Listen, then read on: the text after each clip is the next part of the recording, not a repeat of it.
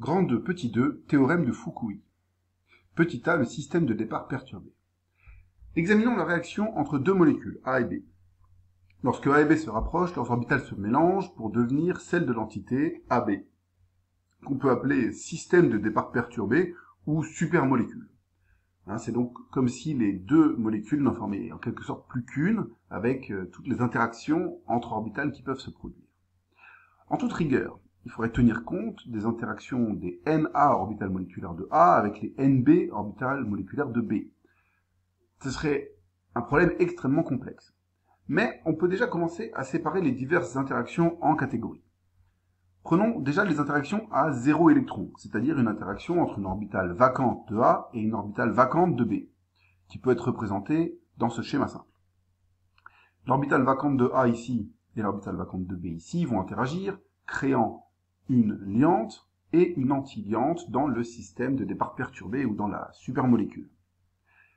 Mais comme de toute façon ces orbitales sont vides, et comme les orbitales moléculaires du coup qui seront créées seront sûrement vides elles aussi, finalement l'énergie totale du système ne va pas être impactée. Ça, en gros, on peut dire que les interactions à 0 électron, c'est-à-dire les interactions entre orbitales vacantes de A et B, sont sans intérêt, puisqu'elles ne vont ni stabiliser, ni déstabiliser le système. Si par contre on prend une interaction à 2 électrons, c'est-à-dire une interaction entre une orbitale occupée, ici par exemple si on considère que ça c'est une orbitale de A qui est occupée, et une orbitale vacante de B, qui serait ici. Et bien là, on peut voir que lorsque ces deux orbitales vont interagir, elles vont créer une liante et une antiliante, et que seule la liante sera peuplée. Autrement dit, cette interaction elle est globalement stabilisante, puisque l'énergie totale du système est plus basse lorsque A et B sont proches et que leurs orbitales interagissent. Donc les interactions à 2 électrons entre une orbitale occupée d'une molécule et l'orbitale vacante de l'autre sont globalement stabilisantes. Et puis il y a les interactions à 4 électrons entre deux orbitales occupées. Par exemple, si ça c'est une orbitale occupée de B et si ça c'est une orbitale occupée de A, elles vont créer également une liante et une antiliante, sauf que cette fois, comme la liante et l'antiliante sont peuplées, et, si vous vous en souvenez bien, comme l'effet déstabilisant, c'est-à-dire la montée en énergie correspondant à l'antiliante, est plus grand que l'effet stabilisant, c'est-à-dire la descente en énergie correspondant à la liante, si on fait la somme de ces deux énergies-là, ce sera plus grand que la somme de ces deux énergies-là. Donc l'interaction est globalement déstabilisante puisque l'énergie totale augmente. Voilà, on peut donc séparer très très grossièrement en 3 grands types d'interactions entre orbitales. Les interactions entre orbitales vacantes sont sans intérêt. Les interactions entre une occupée et une vacante sont stabilisantes. Et les interactions entre deux occupées sont déstabilisantes. Prendre en compte tout de même toutes les interactions de ce type-là, c'est pas une tâche aisée. Nous, ce qu'on voudrait, c'est avoir une méthode simple de prévision sans calcul. Et pour ça, on va utiliser une approximation très puissante qui a été proposée en 1952 par le chercheur Kenichi Fukui et qui simplifie énormément le problème. On l'appelle l'approximation des orbitales frontières. Et son énoncé est celui-ci. Pour l'étude d'un système de départ perturbé AB, on considère uniquement les plus fortes interactions stabilisantes à 2 électrons, c'est-à-dire les interactions entre la HO de A et la BV de B et réciproquement. Autrement dit, finalement, on va considérer qu'on va prendre uniquement les orbitales frontières, c'est-à-dire uniquement la HO et la BV de A et de B, et on va juste s'intéresser à l'interaction à 2 orbitales entre la HO de l'un et la BV de l'autre, et réciproquement. Une petite remarque, dans le cas d'une espèce radicalaire. En effet, quand une espèce a un nombre impair d'électrons, dans ce cas on dit qu'elle est radicalaire. Autrement dit, pour cette espèce-là, la plus haute orbitale occupée, finalement, elle n'est pas complètement occupée, mais elle est occupée par un seul électron. On dira dans ce cas que c'est une orbitale semi-occupée, qu'on peut noter SO, et on notera SOMO en anglais, puisque Semi-Occupied Molecular Orbital. Comme la SO est partiellement remplie, elle joue à la fois le rôle de HO et de BV, puisqu'elle est à moitié vide, à moitié pleine, et bien elle représente les 2 orbitales frontières simultanément. Petit 3, électrophilie et nucléophilie. Rôle de nucléophile ou d'électrophile. Lorsque 2 molécules différentes réagissent ensemble, les orbitales frontières des molécules n'ont pas la même énergie. Donc le diagramme d'interaction, en général, il aura cette allure-là. Si on prend une molécule A, elle aura une HO et une BV qui seront à ces énergies-là. Et si on prend une molécule B, ben sa HO et sa BV auront des énergies différentes. Alors en général, les BV ont toujours des énergies plus hautes que les HO des autres molécules, puisque il y a quand même un écart significatif en général entre la HO et la BV. C'est une règle générale, il peut y avoir des exceptions, mais considérez toujours que les BV sont plus hautes que les HO. Par contre, voilà, une des molécules peut avoir une HO un peu plus basse que l'autre, et aussi une BV un peu plus basse que l'autre. Si on utilise le théorème de Fukui, qui dit que la seule chose qui nous intéresse, ce sont les interactions entre la HO d'une molécule et la BV de l'autre, et vice-versa, entre la BV d'une molécule et la HO de l'autre. On se retrouve à avoir plus que deux écarts énergétiques à considérer. L'écart HOA-BVB, ou l'écart BVA-HOB. Quelle sera l'interaction frontalière ici qui sera la plus stabilisante? Eh bien, ce sera celle qui sera de plus faible écart énergétique. Autrement dit, l'écart entre la HO de A et la BV de B. Cette interaction HO-BV, eh bien, ce sera finalement celle qui va gouverner tout le contrôle orbitalaire sur la réaction. Les règles à retenir et les conséquences de ceci, c'est que le produit qui se forme le plus vite sous contrôle orbitalaire, c'est celui qui est issu de l'interaction HO-BV de plus faible écart énergétique. Autrement dit, l'interaction entre la HO la plus haute et la BV la plus basse. On parle alors de contrôle frontalier, car on utilise uniquement les orbitales frontières pour déterminer la sélectivité de la réaction. On voit qu'une espèce va donc principalement faire intervenir sa HO pour donner des électrons, afin de créer la liaison. Dans le cas ici, ce sera l'espèce A, qui a la HO la plus haute.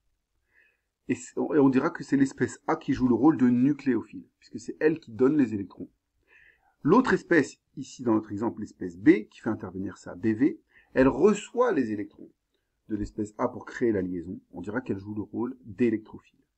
Donc on voit que juste en regardant l'écart énergétique entre les HO, BV de A et de B, eh bien on peut déterminer déjà qui a le rôle de nucléophile et qui a le rôle d'électrophile. Et résumer finalement tout le contrôle orbitalaire à une interaction, l'interaction entre la HO de A et la BV de B.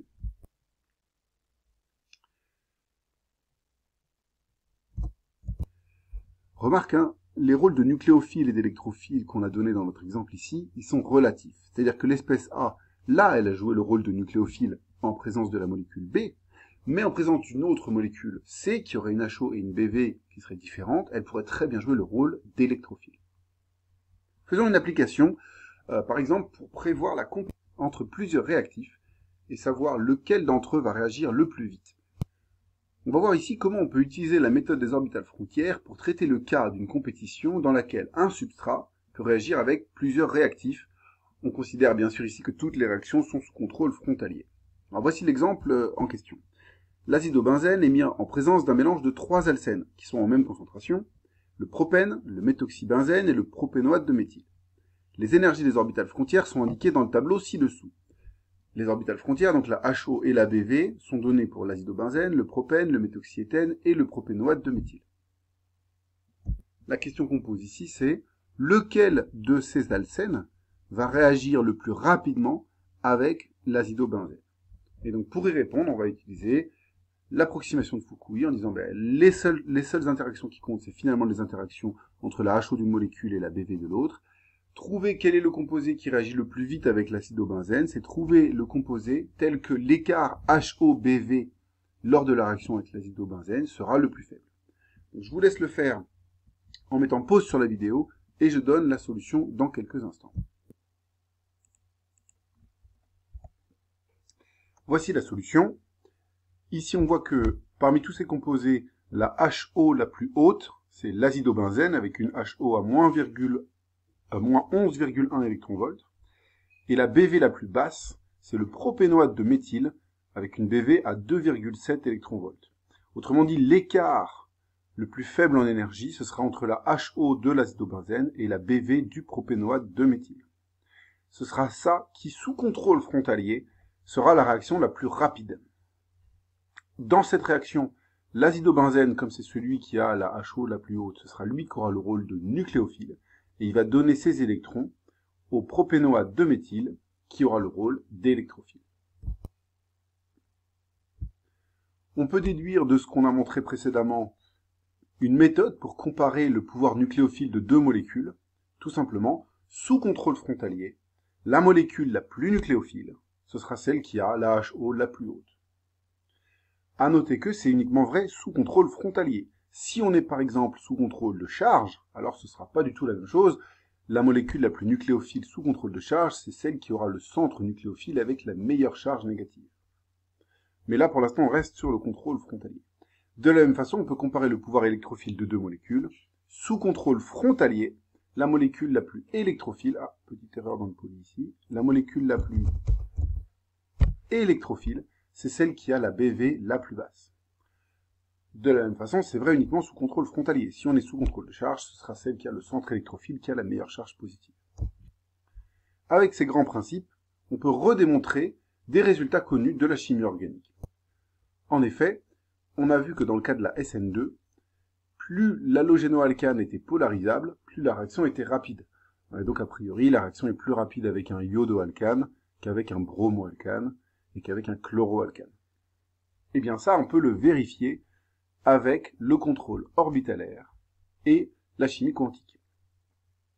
Ici, à droite, on donne les énergies des basses vacantes de différents halogénométhanes. Donc iodométhane avec une base vacante à 0,52 électronvolts, bromométhane 0,90 électronvolts et chlorométhane 1,60 électronvolts. Je vous laisse réfléchir à faire la conclusion, prouver que à partir de ces résultats, on retrouve la connaissance que nous avions des halogénoalcanes pour la SN2. Essayez de faire le raisonnement par vous-même pour faire la conclusion. Mettez pause sur la vidéo et je vous donne le raisonnement dans quelques instants. Voici le raisonnement. Donc on voit que l'énergie des bases vacantes est dans l'ordre de l'iodoalcane qui a l'énergie la plus basse, puis le bromoalcane, puis le chloroalcane. Autrement dit, ça veut dire que le pouvoir électrophile sera dans l'ordre inverse, puisque plus la BV est basse, plus c'est électrophile. Donc le plus électrophile sera l'iodométhane, puis bromométhane, puis chlorométhane. On voit que le contrôle frontalier permet d'expliquer l'ordre de réactivité qui est observé expérimentalement. De la même façon, on peut comparer les aldéhydes et les cétones en tant qu'électrophiles en utilisant le contrôle frontalier. On a vu en chimie organique que les aldéhydes étaient plus électrophiles que les cétones. Si on reste juste sur le contrôle frontalier, ça veut dire que pour comparer leur électrophilie, il faudrait comparer l'énergie de leur BV.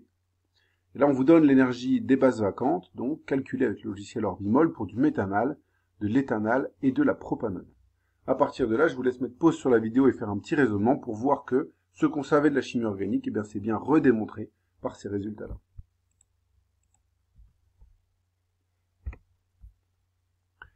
Voici le raisonnement. On voit que l'énergie des BV est dans l'ordre méthanal, plus petit que éthanal, plus petit que propanone.